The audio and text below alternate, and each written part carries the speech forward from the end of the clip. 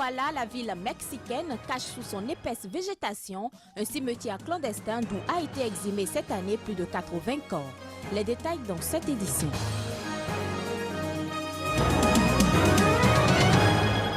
Depuis 6 mois, le monde est sans nouvelles des lycéennes enlevées dans le nord du Nigeria. Une marche souvenir des femmes jusqu'à la résidence du président nigérien à Abuja a été stoppée ce mardi par les forces de l'ordre. Aucune décision définitive n'a encore été prise au Maroc en cas de refus de report de la CAN 2015, a assuré ce mardi le ministre des Sports Mohamed Ouzine, tout en rappelant les raisons à l'origine de cette demande. Pour cette édition, Madame, Monsieur, bonsoir. Les montagnes qui entourent Iguala, la ville mexicaine où ont disparu 43 étudiants, cachent sous leurs épaisses végétations un immense cimetière clandestin d'où plus de 80 corps ont été exhumés cette année. Cela est dû à des violences imputées aux autorités mexicaines et aux cartels locaux qui y font régner la terreur. Reportage. Les montagnes d'Iguala au sud de Mexico. C'est ici que 43 étudiants ont disparu, provoquant un scandale national qui ébranle le pays jusqu'au plus haut niveau de l'État. 28 corps ont été récemment découverts dans des fosses communes sans que l'on sache encore s'ils appartiennent aux étudiants. Des pentes escarpées et difficiles d'accès qui, selon les habitants, se seraient transformées en véritables charniers du crime organisé. Des fosses sont trouvées fréquemment, ou même sans fosse, des cadavres à ciel ouvert, jetés dans la montagne, dans les rivières. C'est alarmant ce qui se produit. Car depuis le début de l'année, ce sont au total 80 corps dans des fosses qui ont été exhumés à Iguala et ses alentours, selon la police de l'État de Guerrero. Une violence extrême attribuée au cartel local, les Guerreros Unidos, dont le maire de la ville en fuite ferait partie. Une violence dont était directement victime Jorge Popoca, dirigeant d'un syndicat de commerçants. 3 de ses collègues ont été assassinés et sa femme et ses 2 enfants de 1 et 4 ans sont disparus depuis la fin août. La sécurité est censée être entre les mains de la police municipale d'Iguala et regarde ce qui est en train de se passer, regarde ce qui s'est passé. Qu'est-ce qui va arriver par la suite? Maintenant, on se demande, qu'est-ce qui va se passer après? Depuis la disparition des étudiants, 26 policiers municipaux accusés de lien avec les Guerreros Unidos ont été arrêtés. Épreuve du climat de terreur qui règne sur la ville, une banderole a été posée samedi par ce cartel, menaçant de tuer des innocents s'ils n'étaient pas libérés. Une affaire qui met en lumière l'infiltration profonde des cartels de la drogue dans l'état de Guerrero, au point que le gouvernement a été contraint d'envoyer la police fédérale et l'armée prendre le contrôle de la ville, sans que les habitants ne soient vraiment rassurés. Avant, nous nous arrêtions de travailler vers 21h30. Et maintenant, tous les chauffeurs arrêtent vers 19h30. Nous arrêtons pour éviter une fusillade ou que la police arrive, parce que ça nous fait peur. Nous ne savons pas s'ils sont bons ou mauvais. Guerrero reste sous haute tension, alors que les manifestations se multiplient à travers l'État et que des groupes de milices civiles sont venus par centaines appuyer la recherche des étudiants. L'identification des 28 corps retrouvés dans les fosses communes est attendue dans les prochains jours. Une bombe à retardement potentiel s'il se révélait être les étudiants d'Ayotzinapa. Une information en bref à présent, une mutinerie est toujours en cours dans une prison du Paraná au sud du Brésil. Des détenus ont pris en otage 12 surveillants et un nombre indéterminé de prisonniers. Des représentants de la gendarmerie et un juge ont commandé à négocier lundi soir avec les mutins qui réclament de meilleures conditions de détention et le transfert dans une autre prison des détenus condamnés pour crimes sexuels. La mutinerie a débuté lundi matin dans le pénitencier de Guarapuava, dans le centre de l'État. Il s'agit de la 5e rébellion en plus d'un mois dans les prisons du Paraná et la 21 depuis décembre 2013. Au Nigeria, à présent, les forces de sécurité nigérianes ont stoppé une centaine de manifestants qui avaient prévu de marcher ce mardi jusqu'à la résidence du président nigérian Goodluck Jonathan à Abuja. C'est dans le cadre de l'anniversaire des 6 mois de l'enlèvement de plus de 200 lycéennes, toujours portées disparues au nord du pays. Reportage. Les membres du mouvement Bring Back Our Girls n'en démordent pas. Pour marquer les 6 mois de l'enlèvement des lycéennes par le groupe Boko Haram, ils choisissent de marcher jusqu'à la résidence du président Goodluck Jonathan à Abuja. Face à eux, un mur de policiers vêtus de tenues anti-émeutes déployés pour empêcher le mouvement. En tant que citoyens, nous sommes venus demander à notre président où sont nos sœurs. Donc pour nous, c'est ce qui nous a amenés ici. Mais nous avons fait face à des policiers armés même si nous n'avons rien. Comme vous pouvez le voir, c'est tout ce que nous avons, des banderoles, des pancartes, etc. Ce que nous faisons, c'est notre droit constitutionnel. En nous bloquant avec des soldats et des policiers, cela montre que notre démocratie a encore un long chemin à faire. Mais en tant que citoyens du Nigeria, nous sommes ici pour défendre notre démocratie. Et nous voulons que les 219 filles de Chibok rentrent à la maison après 6 bons mois. Les manifestants accusent par ailleurs l'armée nigériane de ne rien faire pour retrouver les filles enlevées. La plupart des militaires ont fait ça comme un business. Et c'est pour ça qu'ils ne veulent pas nous rendre nos filles. Si l'armée était vraiment sérieuse et voulait nous rendre nos filles, elle l'aurait fait depuis longtemps. Au total, 276 adolescentes âgées de 12 à 17 ans ont été kidnappées dans leur dortoir par des hommes armés et emmenées à bord de camions dans l'épaisse forêt de Sambisa, l'un des QG de Boko Haram, non loin de la frontière du Cameroun. Plusieurs dizaines d'entre elles ont réussi à échapper à leurs ravisseurs dans les heures et jours qui ont suivi.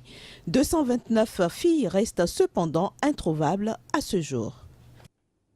Toujours au Nigeria et dans tout un autre registre, 9 fillettes sont mortes et 3 sont portées disparues après le naufrage d'un bateau dans une rivière du nord du Nigeria, ont annoncé mercredi les secours nigériens.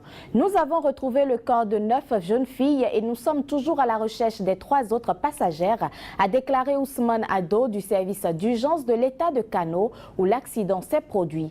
Toujours selon ce dernier, le bateau qui transportait les filles âgées de 8 à 14 ans d'une rive à l'autre de la rivière lundi, jour de marché, s'est renversé suite à un orage. Le capitaine a pu nager et se mettre à l'abri, mais il n'a pu sauver aucune des fillettes. Les accidents de bateaux sont fréquents au Nigeria où les embarcations souvent vétustes sont mal entretenues et trop chargées. Quelques informations en bref à présent. En Centrafrique, au moins 4 personnes ont été tuées et de plusieurs blessés dans des heurts qui ont éclaté dans la nuit de mardi à mercredi à Bangui entre des miliciens anti-Balaka et des habitants, a indiqué une source au sein de la force onusienne MINUSCA. Ces nouveaux affrontements ont fait fuir des milliers de personnes vers la paroisse Saint-Paul et à l'archevêché ainsi que dans les alentours de la résidence de l'ambassadeur de France. Pour l'instant, on dénombre aussi 28 maisons incendiées. Des pillages avaient déjà été signalés ce week-end dans le 7e arrondissement de la capitale, d'ordinaire plutôt calme, où se trouve le quartier Douango, mais aussi la résidence de la présidente de transition Catherine Samba Panza. Pendant ce temps, la présidente centrafricaine dénonce une tentative de déstabilisation dans la flambée de violence qui a fait une quinzaine de morts en 10 jours à Bangui. Des mensonges savamment distillés sont accompagnés de l'âge distribution nocturne de billets de banque à ceux qui érigent des barricades dans les rues de Bangui pour dissuader la population de circuler, paralyser le pays et ainsi le déstabiliser. Les autorités de transition ont accusé la présidente dans un communiqué de sa porte-parole Antoinette Montaigne. Direction le Mozambique où près de 11 millions d'électeurs ont commencé à voter ce mercredi. Élire leur président et leurs députés pour les 5 prochaines années, c'est la mission à laquelle ils sont appelés ce jour. Il s'agit d'un scrutin aux enjeux importants pour la stabilité de ce pays, en passe de devenir un important producteur de gaz. Le Frélimo, parti au pouvoir depuis l'indépendance en 1975, est donné favori malgré une soif croissante de changement qui s'est manifestée durant les meetings de l'opposition. Pour l'heure, la deuxième force politique du pays est la Renamo, dont le chef historique Afonso Dhlakama se présente pour la 5e fois à la présidentielle après 4 échecs. Dhlakama, qui se présente comme le porte-voix des pauvres, a fait mouche auprès des jeunes, séduits par son discours anti-Frélimo. Précisons que le Mozambique, riche de son charbon, de son gigantesque réserve de gaz, est aussi l'un des pays les plus pauvres du monde. Le scrutin intervient intervient en effet après 2 années d'une escalade des tensions entre le parti État et l'opposition de plus en plus marginalisée et dont le chef avait requis le maquis fin 2012. L'ex-chef d'État malgache Marc Ravalomanana, arrêté après son retour d'exil et ses attaques visant l'actuel président, est confiné à Diego Suarez dans le nord du pays où sa famille est partie mercredi lui rendre visite, a indiqué une ancienne ministre membre de sa mouvance. 48 heures après l'arrestation musclée de M. Ravalomanana, le gouvernement n'a pas révélé publiquement l'endroit où il a été placé aux arrêts. Dans son communiqué aux médias, le chef de gouvernement a seulement précisé mercredi que M. Ravalomanana se trouve dans un endroit digne de son rang. Il est en bonne santé et un médecin l'accompagne, a-t-il ajouté. Il a également justifié l'éloignement de Marc Ravalomanana intercepté de force à son domicile lundi et amené par des gendarmes d'élite cagoulés, disant avoir reçu des informations fiables indiquant l'existence d'une tentative de porter atteinte à sa vie et à l'ordre public. L'absence de toute information officielle sur le sort de l'ancien président avait laissé place aux spéculations. Au Maroc, le ministre des Sports, Mohamed Ouzine, a assuré ce mardi qu'aucune décision définitive n'avait encore été prise par son pays en cas de refus de sa demande de report de la CAN 2015. Il a toutefois réaffirmé les vives préoccupations du Royaume à l'origine de cette demande, estimant qu'il s'agissait d'une responsabilité historique face à la propagation du virus Ebola. Les images. Mohamed Ouzine a surtout mentionné que la décision que prendra son pays sera d'une responsabilité historique. À presque 3 mois du match d'ouverture à Marrakech, prévu le 17 janvier prochain, le Maroc a demandé le vendredi dernier le report de la plus importante compétition continentale face à la propagation de l'épidémie d'Ebola qui a fait plus de 4000 morts. La Confédération africaine a toutefois affirmé le lendemain maintenir les dates et annoncer les réunions début novembre. Le ministre marocain a laissé entendre que cette réunion pourrait avoir lieu avant les 2 et 3 novembre, date jusque-là avancée par la CAF. Nous n'avons pas de visibilité quant au développement de ce virus. Vous voyez, alors nous avons convenu de nous réunir autour d'une table, que ce soit en Namibie ou à Yaoundé, justement pour discuter ensemble des options techniques de cette demande de report. La principale interrogation de l'heure est de savoir si la décision du Royaume de ne pas organiser la CAN en janvier était irrévocable. C'est une décision qui ne dépend pas de nous, si c'est le cas, ce serait une décision souveraine de la CAF. Le problème qui se pose, ce n'est pas au niveau des clubs, c'est beaucoup plus au niveau des supporters. Parce que demain, on verra des supporters qui vont se déplacer pour justement encourager, pour être avec leurs équipes respectives. Et là, on parle d'un nombre qui est très important, c'est dire aller vers les 100 000, 200, 300 000, c'est non plus. Et là, je crois qu'on n'est pas outillé, et je vois mal le pays qui est outillé aujourd'hui pour pouvoir assurer le suivi, la sécurité et le contrôle d'un nombre aussi important que ça. La CAN 2015, la seconde à être organisée par le Maroc, doit se dérouler du 17 janvier au 8 février à Tanger, Rabat, Marrakech et Agadir, en présence de 16 nations. La phase de qualification est en cours et le Royaume accueille des rencontres délocalisées de la Guinée, un des 3 principaux pays touchés par le virus Ebola. Le tirage au sort de la phase finale est prévu pour le 26 novembre prochain à Rabat. Place à la revue de presse africaine, à vous proposer par la rédaction de SICA. Il s'agit de toute l'actualité sur le continent africain vue à travers les journaux et les sites internet. Près de 11 millions d'électeurs mozambicains aux urnes mercredi pour élire et le président et le député pour les 5 prochaines années. Ils sont 3 potentiels candidats en lice, rappelle le point dans sa parution du jour. Niussi du Frélimo, de la Kama, de la Renamo et Simango du MDN. Le quotidien d'information La Croix y voit une élection sans enjeu, donnant pour grand favori le parti au pouvoir depuis l'indépendance, le Frélimo. Fait également la une des journaux et sites d'information sur le continent, le procès de l'ex-première dame Simone Gbagbo. Simone Gbagbo a rendez-vous avec les Ivoiriens, annonce le Nouveau Courrier. Ce procès très attendu que connaîtra la cour d'assises d'Abidjan s'ouvre le 22 octobre, précise Abidjanet. Mais Simone Gbagbo ne sera pas seule à comparaître. Ce sera avec 90 autres personnalités proches de l'ex-président Laurent Gbagbo. Le même site d'information rapporte que des défenseurs de droits de l'homme se réjouissent déjà de l'ouverture du procès qui fera éclater la vérité au grand jour.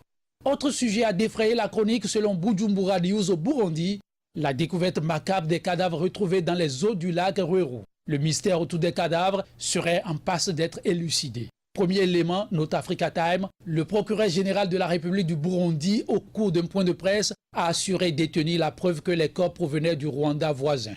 Mystère, confusion, il demeure pour l'heure tout entier autour de ce que la Nouvelle Tribune au Bénin qualifie de mardi noir pour la police.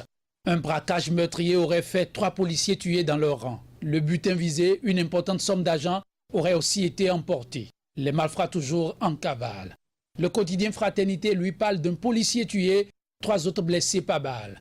En Algérie, les policiers sont aussi sur la sellette. Le quotidien Liberté constate qu'il s'agit de faits inédits sous le ciel d'Algérie. La grève de la matraque. Des policiers dans les rues pour protester contre leurs conditions de vie et de travail. C'est une première. À la faveur du retrait de la police, mentionne l'économiste, de nouveaux affrontements ont repris dans diverses localités. À Gouadia, des entreprises ont été incendiées et 2 personnes tuées. En Centrafrique, entre affrontements et polémiques, le Premier ministre doit toujours des explications au CNT sur l'utilisation des dons angolais. Après la fuite en avant du gouvernement, écrit Presse Afrique, Mahmad Kamoun doit plancher ce jour devant les membres du CNT. Bouclons la revue du jour avec Sudinfo qui nous annonce la suspension de la grève des personnels de santé au Libéria.